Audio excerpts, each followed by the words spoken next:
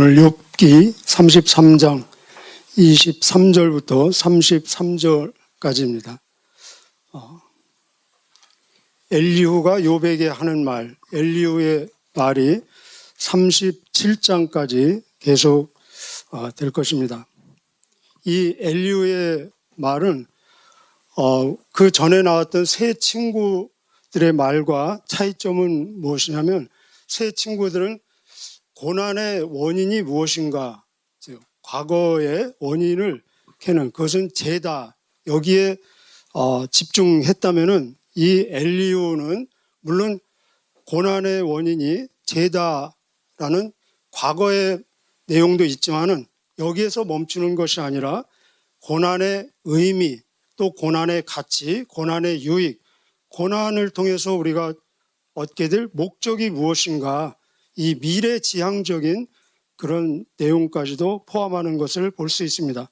오늘 본문은 전체적으로 고난의 의미, 고난의 유익, 그리고 고난의 목적, 이 미래지향적인 내용을 말씀하고 있습니다. 우리가 아는 대로 시편 119편에도 보면은 내가 고난 당하는 것도 유익이라, 왜냐하면 이 고난을 통해서 주의 율례들을 배우게 된다라는 말씀이 있습니다. 우리 예수님께서 그런 말씀을 하셨죠. 너희가 세상에서는 환난, 고난을 당하나 담대하라. 내가 세상을 이기었노라. 이 세상에 있는 그 자체가 고난이 될 수 있다는 것입니다. 마치 우리가 애국 생활을 하면은 애국 생활 다른 점에 있어서 기후도 다르고 음식, 문화, 환경 이런 다른 것 자체가 어려움, 불편함이 되는 것처럼 우리는 천국에 속한 사람들 아닙니까? 이 세상에서의 신분은 나그네요, 행인이요, 애국인, 순례자이기 때문에 그 자체가 고난이 될 수 있다는 것입니다. 어쩌면 우리가 성령의 사람이 되면 될수록 이 세상의 문화, 이 세상의 스타일과는 맞지 않을 것입니다. 그 자체가 고난이 될 수 있습니다. 성경에서는 고난, 어려움이 우리에게 주는 그 유익, 가치가 많이 있지만 오늘 본문에서 4가지 정도 우리에게 주고 계십니다. 이 복이 저와 여러분의 복이 되기를 미리 축복합니다. 첫째는 우리는 철저히 의존적인 존재입니다. 예수님 말씀하시기를 너희가 나를 떠나서는 아무것도 할 수 없느니라. 숨도 쉴 수 없습니다. 하나님을 의지하는 것이 복입니다.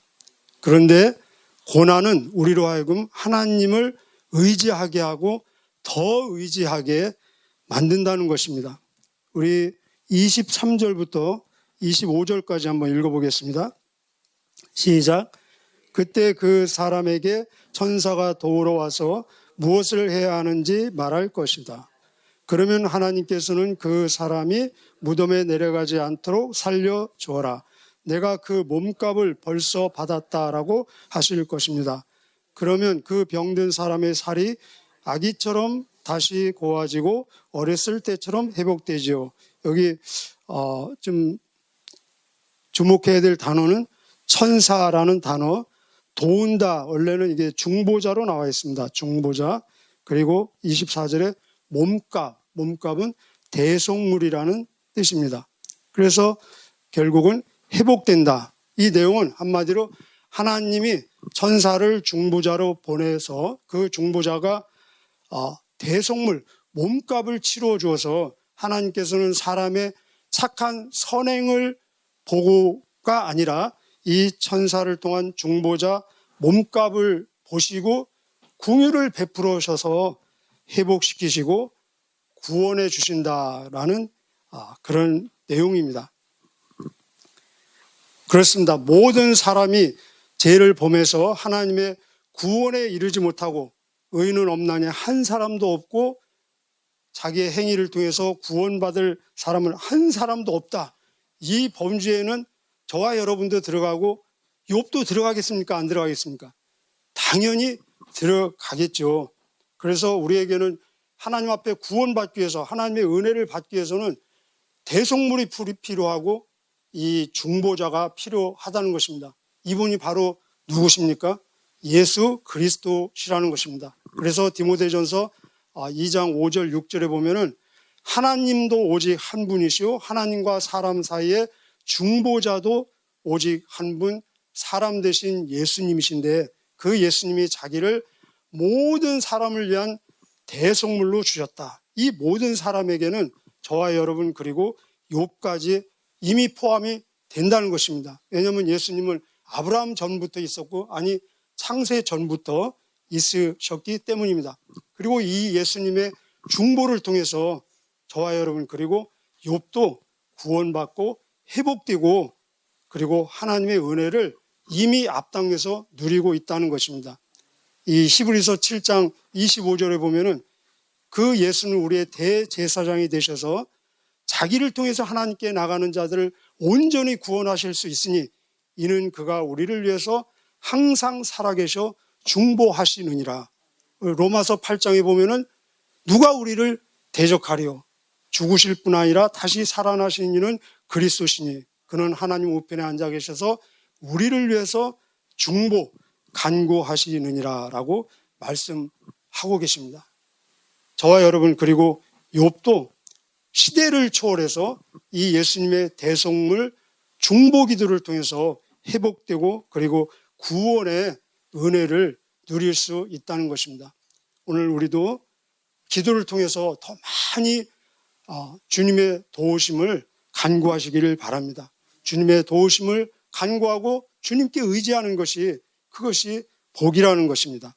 그런데 우리에게 주어진 문제, 어떤 어려움은 주님을 더 의지하고 더 세상 말로 매달리게 하는 이 원동력이 된다는 것입니다.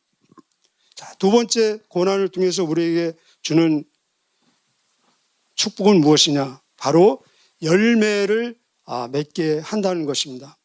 기도를 통해서 감사하게 하고 어떤 열매입니까? 많은 열매가 있겠죠. 그러나 이 인내의 열매, 기쁨의 열매, 그리고 성숙과 더 견고해지는 열매를 맺을 수 있다는 것입니다.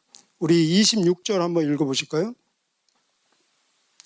시작. 그 사람이 하나님께 기도하면 하나님께서는 그 기도를 기쁘게 들으십니다. 그 사람의 마음은 정말로 하나님께 대한 감사로 가득 차게 되겠죠. 하나님께서 그 사람을 의롭게 회복시켜 주실 것입니다. 여기 욥이 이 고난을 통해서 우리 지금까지 봤죠. 얼마나 처절한 피를 토하는 기도를 하고 있지 않습니까? 이 기도, 오랜 시간의 기도를 통해서 자연히 그 인내가 몸에 배는 것을 볼 수 있습니다. 욥이 그렇게 갈망하고 원했던 것이 무엇입니까? 속 시원한, 자기 입장에서 속 시원한 응답 아닙니까? 이 고난의 원인이 무엇이고 나중에 어떻게 될 것이고.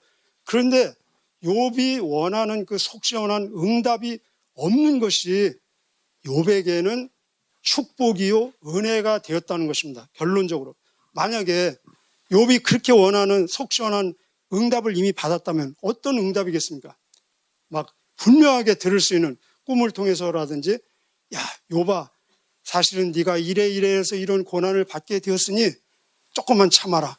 네가 조금 언제 시점이 되면은 네 건강이 완전히 회복되고 그리고 네 재산은 2배가 되고 네 죽은 자녀들은 죽은 것이 아니라 천국에서 더 행복하게 영원히 살고 내가 더 10자녀 또 다른 자녀를 주겠다. 이런 시원한 응답을 받았더라면은 이렇게 처절하게 막 몸부림치는 기도가 있었을까요? 없었겠죠.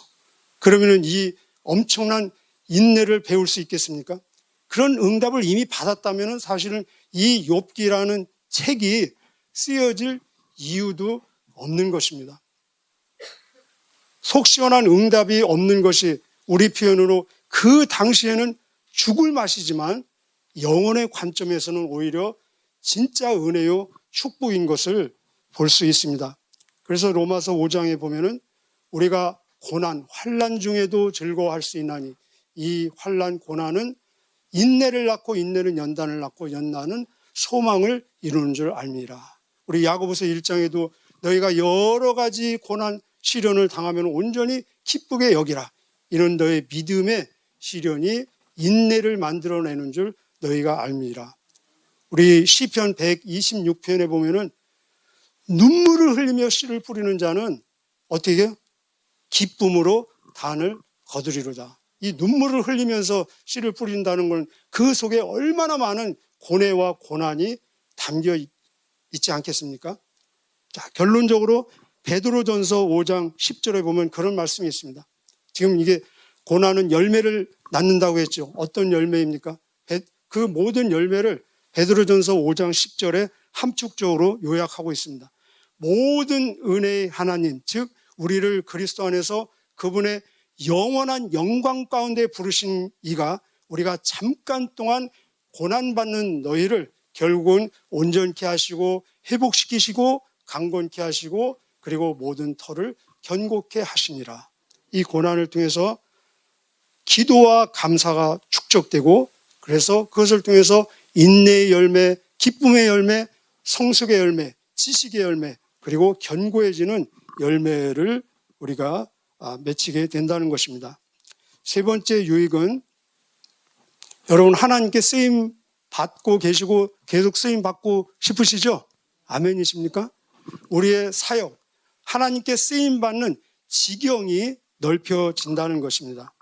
우리 27절, 28절 한번 읽어보실까요? 시작. 그러면 그 사람은 사람들 앞에서 찬양하면서 나는 죄를 지었소 부정한 짓을 저질렀지요. 그러나 내가 받아야 할 벌을 받지 않았습니다. 하나님은 나를 무덤에서 건져 주셨습니다. 그래서 저는 이제 이렇게 환한 세상을 봅니다라고 말할 것입니다. 여기 보면은 사람들 앞에서 찬양을 한다라고 얘기하고 있습니다. 이 말은 공개적으로 사람 앞에서 내가 할 말이 더 많아졌다. 내 말이 아니라 간증이 생기고 고백이 생겼다라는 고백입니다. 그리고 끝에 보면은 환한 세상을 볼 것입니다. 환한 세상. 하나님의 뜻이 하늘에서 이루어진 것처럼 이 땅에서 이루어지고 하나님 나라가 확장 건설되는데 우리가 더 많은 영역에서 쓰임받는 그런 이 기여를 하게 된다는 것입니다. 디모데후서 1장 4절에 보면은 우리의 모든 환난, 고난 가운데 하나님의 위로를 받고 하나님은 위로의 하나님이십니다. 위로가 필요하다는 것은 지금 어떤 문제, 어려움이 있다는 것 아니겠습니까? 우리가 잔치쯤에서 놀고 즐기고 그럴 때 위로 필요 없죠. 위로를 받고 하나님으로 받은 그 위로를 가지고 다른 환난 받는 사람들을 능히 위로하게 하시느니라 이렇게 말씀하고 계십니다. 고난을 통해서 하나님의 위로를 체험하고 그 위로가 힘과 능력이 되어서 실질적으로 또 다른 이 고난받는 자들을 능히 위로하는 힘과 그런 에너지를 공급받게 된다는 것입니다. 자, 마지막 네 번째, 결국은 하나님이 우리를 구원하시고 우리를 부르신 궁극적인 목적이 무엇이겠습니까? 바로 예수님 닮게 하는 것입니다. 여러분 꼭 기억하십시오. 우리를 향한 하나님의 최종적인 기대, 목적은 예수님을 닮게 하는 것입니다. 우리의 성품, 우리의 인격이 예수님 닮는 것이고 예수님의 영광, 예수님의 부활의 능력, 예수님의 승리를 함께 공유하는 것. 그래서 우리를 예수님과 함께 공동 상속자라고 하고 있습니다. 이 고난을 통해서 결국 우리는 예수님을 닮게 된다는 것입니다. 그 부활의 능력에 참여하게 된다는 것입니다. 우리 아까 읽은 그 구절 29절, 30절 같이 읽겠습니다. 시작. 하나님께서는 자주 사람들을 이렇게 다루시죠. 무덤에 내려가던 사람을 다시 살리셔서 생명이 약동하게 하십니다. 아멘. 부활의 능력에 참여하게 된다는 것입니다.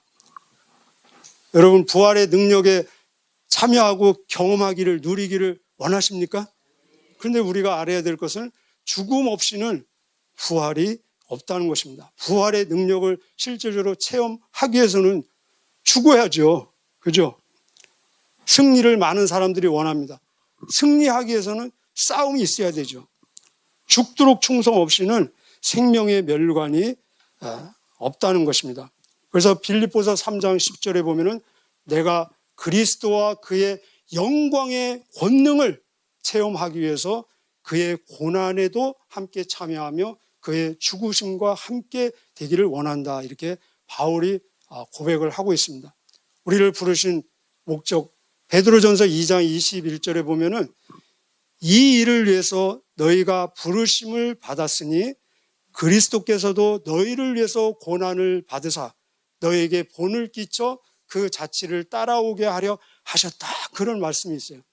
우리 잘 알고 계시죠? 그런데 거기 조금 우리가 내용을 확인할 내용들이 있습니다. 이 일을 위해서 너희가 부르심을 받았다 하고 나서 그리스도가 너희를 위해서 고난을 받으시고 너희에게 본을 끼쳐 그 자취를 따라오게 하셨다 했는데 이 일을 위해서 너희가 부르심을 받았다 할 때 그 이 일이 뭐냐면은 이제 국어 공부를 해야 되고 문맥에서 보면은 이 일은 뭐냐면은 거기 여기다 적어 두실래요? 베드로전서 2장 21절. 이것을 위해서 너희가 부르심을 받았다 할 때 이것은 뭐냐면 좋은 일, 착한 일을 하고 고난받고 그럼에도 화를 내지 않는 일. 그것을 한마디로 이 일이라고 하고 있습니다. 그래서 예수님이 이 죄를 짓지 않은 것은 물론이고 더 나아가서 우리를 위해서 얼마나 좋은 일, 착한 일을 하셨습니까? 그 좋은 일, 착한 일을 하신 거에 대한 반응으로 대가로 고난받으셨잖아요. 그런데 고난받으셨지만 욕을 당하시되 대신 욕하지 아니하시고 고난받으시되 대신 위협하지 아니하시고 침묵하시며 정확하게 심판하시는 아버지께 모든 것을 다 맡기셨느니라. 그 본을 그대로 보여주셨다는 것입니다. 그래서 이 일을 위해서 너희가 부르심을 받았다 할 때 이 일은 착한 일을 하고 좋은 일을 하고 그 대신 거기에 대한 보상이 상이 아니라 이 세상에서 오히려 고난을 받고 근데 우리에 대한 그 고난에 대한 반응은 화내고 열나고 막 억울하다 하니까 아니라 오히려 감사와 인내로 하나님을 생각하면서 참는 거, 기쁨으로 감사로 받는 거. 이게 인간의 능력으로 가능한 일입니까? 성령의 힘을 통하지 않고는 가능한 일이 아니죠. 근데 이 일을 위해서 우리가 부르심을 받았다는 것입니다. 예수님이 우리를 위해서 그 본을 그대로 보여주셨기 때문에 부활의 능력에 참여하기 위해서 가장 첫 걸음이 뭐라고 했습니까? 죽음에 동참하는 것. 그래서 갈라디아서 2장 20절에 보면은 내가 그리스도와 함께 십자가에 못 박혀 죽었나니 그런지 이제는 내가 산 것이 아니요 내 안에 그리스도께서 사신 것이라. 이제 내가 오직 육체 가운데 사는 것은 나를 위해서 자기 몸을 죽으시고 나를 사랑하고 나를 위해서 모든 것을 주신 그분의 믿음 안에서 사는 것이니라. 우리를 향하신 하나님의 궁극적인 목적은 나 같은 게 감히 예수님처럼 되는 것입니다. 그래서 로마서 8장 29절에 하나님께서 미리 아신 자들을 그 아들의 형상을 본받기 위해서 미리 정해 주셨다. 미리 정하신 분들을 미리 또 불러주시고 부르신 자들을 의롭다 하시고 의롭다 하신 자들을 영화롭게 결국은 그 목적지 하나님의 뜻대로 간다는 것입니다. 영화롭게 하셨느니라. 오늘 우리 기도를 통해서 더 하나님을 의지하고 더 간구하고 더 은혜를 구하면서 나를 통한 하나님의 온전하신 목적이 이루어져 가는 오늘 하루의 삶이 되시기를 주님의 이름으로 축복합니다. 우리 기도하시겠습니다.